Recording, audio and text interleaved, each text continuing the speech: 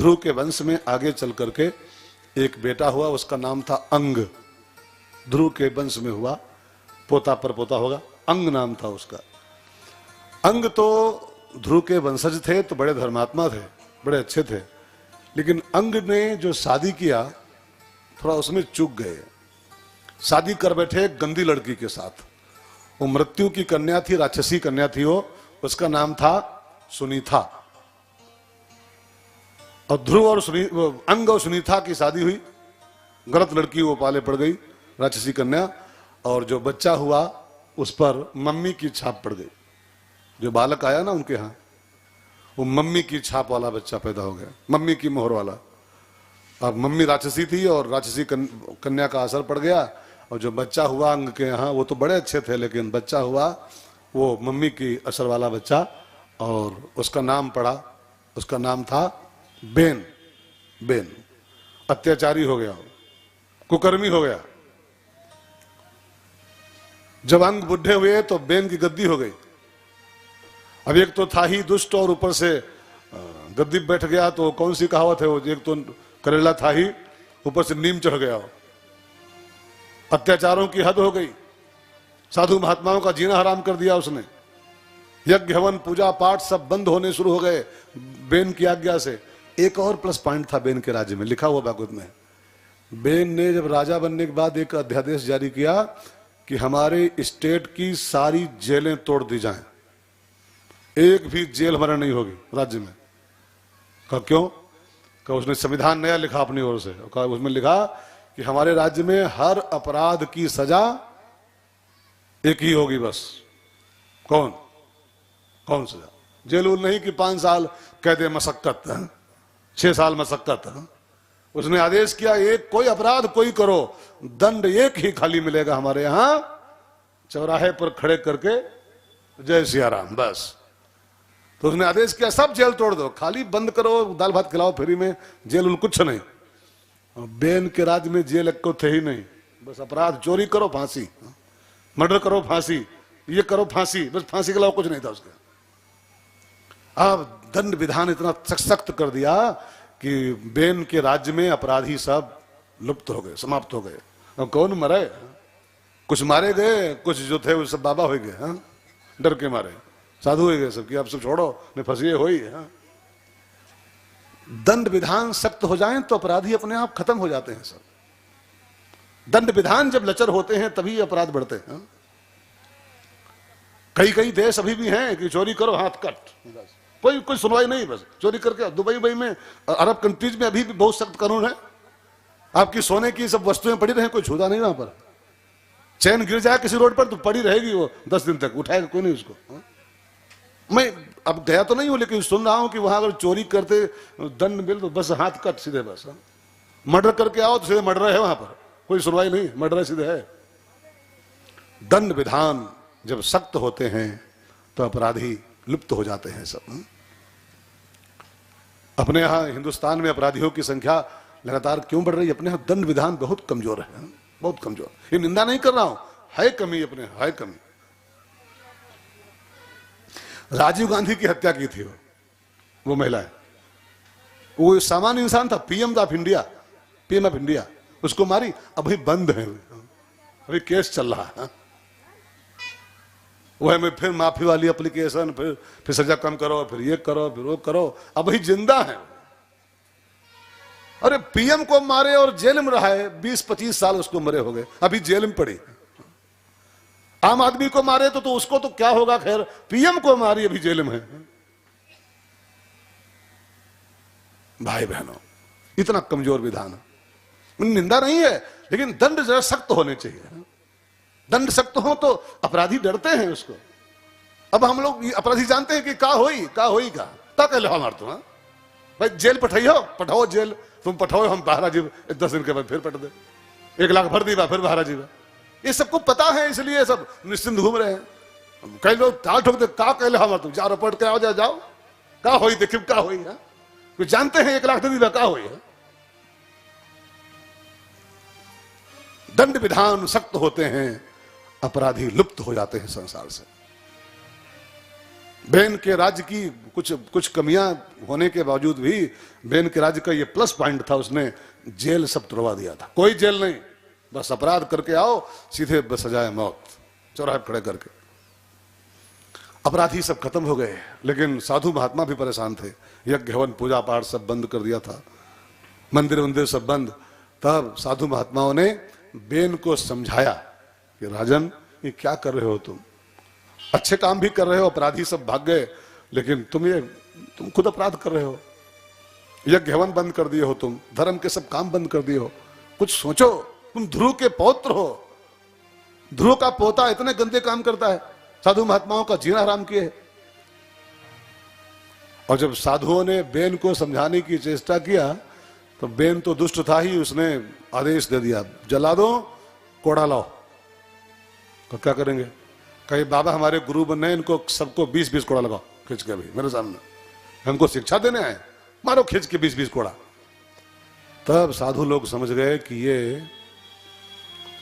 ये लात वाला है, ये बात से नहीं मानेगा। तब संतों ने फैसला किया कि नहीं, अब ऐसे राजा का जीना ठीक नहीं, जो साधुओं पर अत्याचार करे उसका जीना ठीक नहीं। बस साधु महात्माओं ने फैसला किया, हन्यताम एष, इसको मारो जान से। बस सारे बाबाओं ने मिलके बेन का वध कर दिया, राजा को ही मार डाला। कैसे राजा से कौन फायदा। ध्यान दो मित्रों, शास्त्रों में लिखा है कि धर्म पति होता है और राजनीति उसकी पत्नी होती है। ध्यान देके सुनेगा, सत्ता पत्नी है और सत्य उसका पति है। सत्य से बनती है सत्ता, सत्ता है ना जो सत्ता, ये सत्य से निकली हुई चीज है, सत्य तो सत्ता। तो सत्य पति होता है और सत्ता उसकी पत्नी होती है। माने धर्म पति है, धर्म क्षेत्र, और राजनीति उसकी वाइफ है, उसकी पत्नी है। तो पति की ड्यूटी होती है कि जब जब वो देखे हमारी पत्नी कुछ गड़बड़ कर रही है, कुछ राह बेराह चल रही है, तो पति का धर्म है ये कि पत्नी के उस बेराह पने में इंटरफेयर करे, उसको समझाए, उसको डांटे, उसको फटकारे, हो सके तो पीटे भी, उसको राह पर लावे। ये पति की ड्यूटी है, लायबिलिटी उसकी है। तो धर्म क्षेत्र की ये ड्यूटी होती है धर्म वाले हम लोगों की, कि जब जब लगे राजनीति में कुछ गड़बड़ हो रहा है, सत्ता वाले कुछ गड़बड़ कर रहे हैं, तो धर्म वालों को राजनीति जब जब गंदी रास्ता चले तो धर्म क्षेत्र वालों को राजनीति में हस्तक्षेप करने का हक है, हक है उसको। साधु राजनीति में आए ना, साधु चुनाव मत लड़े कोई भी, लेकिन कम से कम राजनीति में उसकी इंटरफेयर होनी चाहिए, क्योंकि पति है धर्म। और पत्नी जो चाहे वो करे, पति चुपचाप देखे, ऐसे पति को चुल्लू भर पानी में, हाँ बिल्कुल सही कह रहा हूं, पत्नी जो चाहे वो करे, जहां चाहे वहां जाए, जो मन में हो खाए, जो मन में हो करे, और पति खाली देखे, उस पति को जीने का हक नहीं मिलना चाहिए। हा? वो पति पहले चुल्लू में पानी भरे, वो नाक दबा के मरे पहले उसमें। धर्म देखे राजनीति बिगड़ रही हो, ऐसे धर्म की लानत। धर्म चुनाव न लड़े कि कोई भी, लेकिन धर्म का अधिकार है ये कि राजनीति जब जब बिगड़े धर्म उसमें हस्तक्षेप करे। हा? ये क्या कर रहे हो तुम लोग। देश तुम्हारा है, देश पर हमारे परमात्मा का है। तुमको सत्ता मिली है देश को संभालने के लिए कि देश को लूटने के लिए। ये हम सबका अधिकार बनता है धर्म वालों का। तो संतों ने देखा नहीं मान रहा है ये, तो हन्यता में मारो इसको जान से। और जब बेन का मर्डर हो गया, वध कर दिया संतों ने, तब हुआ कि गद्दी खाली है, राजा नहीं है, गद्दी कौन बैठा है। तो संतों ने वेद के मंत्रों से बेन की जो डेड बॉडी पड़ी थी उसका मंथन किया, दाई भुजा का मंथन किया, उससे एक पुरुष प्रकट किया, उसका नाम रखा प्रथु। प्रथु महाराज नारायण का अवतार था प्रथु, विष्णु भगवान का अवतार। और बाई भुजा से एक नारी प्रकट की, उसका नाम रखा अर्ची, वो लक्ष्मी जी का अवतार थी।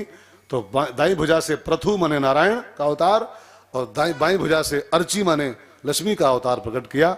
और प्रथु अर्ची की शादी करा करके और महात्माओं ने उन दोनों को गद्दी सौंप दी, प्रथु और अर्ची महारानी को। और जब प्रथु इस धरती के राजा बने तो इस धरती पृथु के शासन में फिर से लहलहा उठी। यज्ञ हवन पूजा पाठ शुरू हो गए सब। धरती फिर से सुजलाम सुफलाम मलयज शीतलाम सस्य श्यामलाम मातरम वंदे मातरम। पृथु का राज्य पाके धरती फिर से खुशहाल हो गए। पृथु माने होता है, पृथु माने आध्यात्मिक अर्थों में पृथु माने होता है पुरुषार्थ। पृथु पुरुषार्थ का प्रतीक है, परिश्रम का प्रतीक है।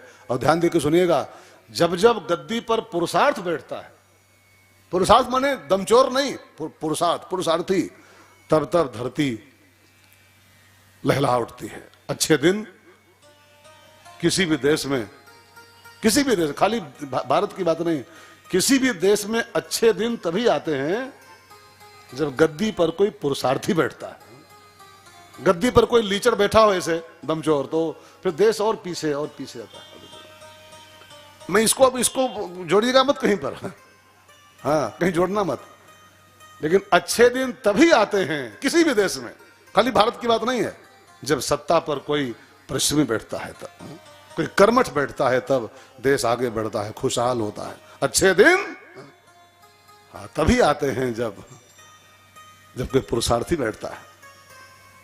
भले जी बैठा रहे 20 साल तक तो देश और पीछे जाएगा और पीछे जाएगा। अब फिर आप वही समझोगे कि कहां बोल रहा है, लेकिन बोल तो सही रहा हूं, बोल तो सही रहा हूं। पिछले 10 सालों में, इसके पहले और 10 सालों में देश बहुत पीछे पहुंच गया था। क्यों? उनसे कोई पूछे कि मिस्टर 2 + 2 = उनसे पूछो कि 2 + 2 कितने होते हैं, तो अर्थशास्त्री होने के बाद भी वही कहते 2 + 2 वैसे होते तो 4 ही हैं, लेकिन एक बार मैडम से पूछे हैं तब बताए हैं। बिना मैडम से पूछे जो बेचारा 2 + 2 कितने होते हैं नहीं बता सकता था, वो क्या कर पाता। निंदा नहीं है ये, लेकिन सही तो है, सही तो है। रिमोट कंट्रोल वाले जो चैनल लगा वही बताता था, जो बटन दबा दो वही चैनल दिखाना था। मैं किसी पार्टी का पसंद नहीं हूं, लेकिन अच्छे दिन तभी आते हैं किसी भी राष्ट्र में जब सत्ता पर कोई परिश्रमी बैठता है, कोई मेहनती बैठता है, कोई पृथु बैठता है तब।